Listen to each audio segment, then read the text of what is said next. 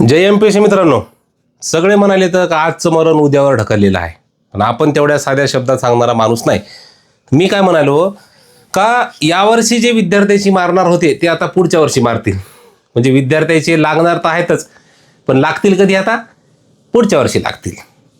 खुट्टा गुथल पुढच्या वर्षी, या वर्षीचा पुढच्या वर्षी. कारण काय म्हणलेलं आहे का बा, ऑनलाईन परीक्षा होईल पुढच्या वर्षीपासून, ऑगस्ट 2027 पासून ऑनलाईन पद्धतीने परीक्षा घेण्यात येईल. म्हणजे आता तुम्ही मला सांगा, हे विद्यार्थी म्हणालेत काय का ऑफलाईन पद्धतीने घ्या. काहून घ्या ऑफलाईन पद्धतीनं? तर ऑनलाईन पद्धतीनं घेतलं तर मग ते शिफ्ट येतील, वेगवेगळे पेपर येतील, नॉर्मलायझेशन येईल आणि बाकी एकंदरीत सगळा घोळ होईल तिथं. आणि मग हे घोळ जर समजा झाला तर मग पारदर्शकपणे ती परीक्षा तिथं होणारच नाही. ज्या विद्यार्थ्याचा अभ्यास चांगला आहे त्या विद्यार्थ्याला न्याय मिळेलच कशावरून. आणि बाकीचे बी घोळ होऊ शकतात, बाकीचे म्हणजे ते घोळ तिथं होऊ शकतात ऑनलाईन पद्धतीमध्ये. त्यामुळे विद्यार्थी म्हणाले तर का बा ऑफलाईन पद्धतीने घ्या परीक्षा, म्हणजे सगळ्यांना समान न्याय मिळेल.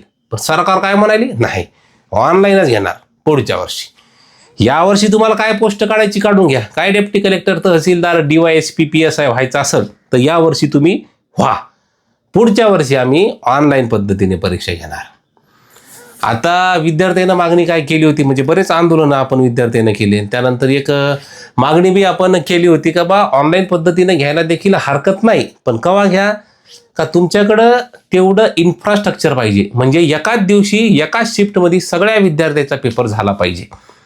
आता 2027 पर्यंत याच्याकडं इन्फ्रास्ट्रक्चर निर्माण होणार आहे का? नाही होऊ शकत. एवढ्या फास्टमध्ये एवढं इन्फ्रास्ट्रक्चर होऊ शकत नाही. कारण आपण जे इन्फ्रास्ट्रक्चर तयार झालेलं आहे, एका पावसात ते इन्फ्रास्ट्रक्चर ढासाळताना आपण पाहायलो. म्हणजे 5-5, 7-7 हजार कोटी रुपये खर्च करून तयार झालेलं इन्फ्रास्ट्रक्चर सुद्धा बुगा व्हायले एका पावसात. मग विद्यार्थ्याच्या मागणीचं काय झालं, तर विद्यार्थ्याच्या मागणीचं नेमकं झालंय काय, तर सरकारनं फक्त टाईम दिला आहे तेल लावायला.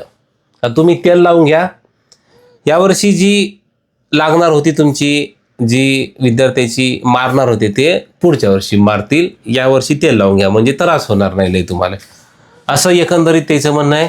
बाकी आता जे विद्यार्थी आहेत तेला मी म्हणाल का ऑफलाईन व्हावं म्हणून आंदोलन करण्याच्या ह्याच्यामध्ये तुम्ही पडू नका. तुम्ही तुमचा अभ्यास करा, कारण सरकारनं एकदा मनावर घेतलं का ऑनलाईन होणार तर मग ते ऑनलाईनच होणार. बाकी तुम्ही तिकडं काही करा, सरकारला काही फरक पडत नाही. त्यामुळं ऑनलाईन पद्धतीचा अभ्यास आता तुम्ही स्टार्ट करून टाका. बाकी घोळ बिळ आता ते पाहू काय होते तर. हां, काय वाटतं मला कमेंट करून सांगा तुम्ही.